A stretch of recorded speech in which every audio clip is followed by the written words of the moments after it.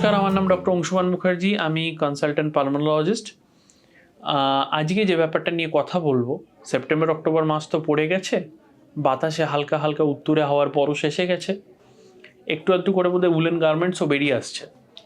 সকালের দিকে যারা মর্নিং ওয়াক করতে যান, বা ধরুন যারা এখনও পর্যন্ত ভেবে উঠতে পারেননি যে জ্যাকেটটা পরবো কিনা, আসছেন আমাদের কাছে ছোট্ট ছোট্ট কমপ্লেন নিয়ে যে ডাক্তারবাবু হঠাৎ করে কাশি বেড়ে গেছে, নাক জ্বালা করছে, সর্দি হচ্ছে।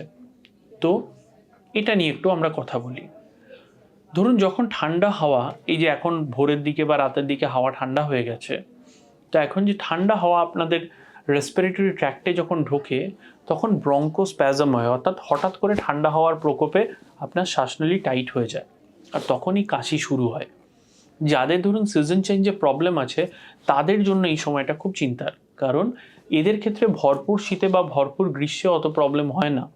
চেঞ্জ অফ টেম্পারেচার যখন হয়, অর্থাৎ দিনের টেম্পারেচার 28-এ উঠছে, রাতের টেম্পারেচার 16, 17, 19-এ নেমে যাচ্ছে, এই চেঞ্জ অফ টেম্পারেচারে কিন্তু এরা বেশ প্রবলেমে পড়ে এবং এদের যে রেসপিরেটরি সিমটমগুলো সেগুলো সাডেনলি বেড়ে যায়। তাহলে কি করণীয়, কি করতে হয়? প্রথম এবং প্রধান আমি যেটা বলি যে ঠান্ডা থেকে বেঁচে থাকার ব্যবস্থা করুন। যে কোনো উপায়ে ঠান্ডা লাগানো বন্ধ করুন। ফ্রিজের জিনিস খাবেন না, এবং অন্য লোকে হয়তো কিছুই করে ওঠেনি, উলের কোনো জিনিসও পরেনি, বাট আপনার এরকম টেন্ডেন্সি গত 5 বছর ধরে আছে, তাহলে দয়া করে কান মাথা গলা ঢাকতে ভুলবেন না। যারা মর্নিং ওয়াকে যান, একটু থেমে যান, কিছুদিন আর মর্নিং ওয়াক করবেন না, তার বদলে সূর্য ওঠার পর সকাল 7টা, 7:30, 8টার সময় হাঁটতে বেরোন, বা ওদিকে সূর্য ডোবার আগে হেঁটে চলে আসুন। কেন?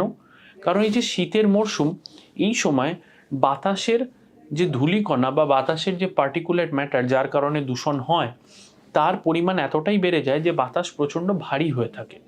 আর এই ভারী বাতাসে আপনি যখন ভোরবেলা মর্নিং ওয়াক করছেন, তাহলে আপনি পুরো দূষিত হাওয়াটা নিজের মধ্যে টেনে নিচ্ছেন, তাহলে আপনার যে কোনো রোগের টেন্ডেন্সি বাড়বে।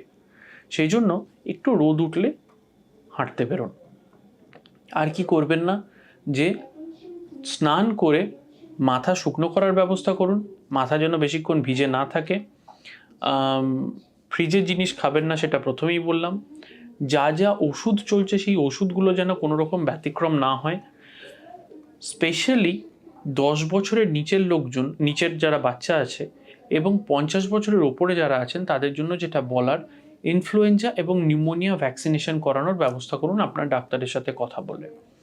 এখন অ্যাডাল্ট ভ্যাকসিনেশনের জোর আমরা অনেক বেশি বাড়াচ্ছি। কোভিডের সাথে সাথে ইনফ্লুয়েঞ্জা নিউমোনিয়ার ভ্যাকসিনেশন করাটা ভীষণভাবে জরুরি। ইনফ্লুয়েঞ্জা ভ্যাকসিনেশন ইউজুয়ালি বছরে একবার, নিউমোনিয়া ভ্যাকসিনেশন 2 ধরনের হয়। একটা ভ্যাকসিন লাইফ টাইমে একবার, একটা ভ্যাকসিন 5 বছর অন্তর একবার দেওয়া যেতে পারে। তো এই ভ্যাকসিনেশনগুলো কিন্তু চট জলদি করিয়ে নিন, তাতে আপনার শরীরের প্রোটেক্টিভিটি, অর্থাৎ প্রোটেক্টিভ এবিলিটি, অন্যান্য ভাইরাল ফিভারকে আটকানোর ক্ষমতা ধীরে ধীরে কিন্তু অনেকটাই বেড়ে যাবে। এই জিনিসগুলো যদি আপনি মেনটেন করতে পারেন, একটু গরম জামা পরা, একটু গরম জল খাওয়া, একটু গরম জিনিসপত্র খাওয়া, অযথা ঠান্ডা না লাগানো, যারা রাত্রে কাজে বেরোন বা বাইক চালান তারা একটু একটু এক্সট্রা প্রোটেকশন নেওয়া, এই জিনিসগুলো যদি করেন, তাহলে আমার মনে হয় এই হঠাৎ ঠান্ডায় যে রেসপিরেটরি সিমটমস যা সব হচ্ছে চারদিকে, সেগুলোর অনেকটাই কিন্তু আটকানো যাবে, এবং আপনার ভবিষ্যৎটা, অর্থাৎ গোটা শীতকাল যেটা অনেক আনন্দ আমেজ করে কাটানো উচিত, সেটা কিন্তু আপনি ভালোভাবে কাটাতে পারবেন। ইনকেস যদি এরকম কোনো সিমটমস আপনাদের হয়, অর্থাৎ কাশি, বুকে সাঁই সাঁই, শ্বাসকষ্ট, এরকম কোনো সিমটম হয়, তাহলে আপনি আপনার পালমোনোলজিস্টের সাথে যোগাযোগ করুন। সেক্ষেত্রে আপনার একটা লাং ফাংশন টেস্ট করে দেখে নেওয়া যাবে যে এই সর্দি কাশিটা ক্রনিক কোনো ডিজিজের পার্ট কিনা, অর্থাৎ অ্যাস্তমা, সিওপিডি এরকম কোনো রোগের বারবারন্ত হচ্ছে কিনা। আর যদি সেরকম হয়, তাহলে প্রপার ওষুধপত্র দিয়ে প্রপারলি কন্ট্রোল করা যেতে পারে। নমস্কার।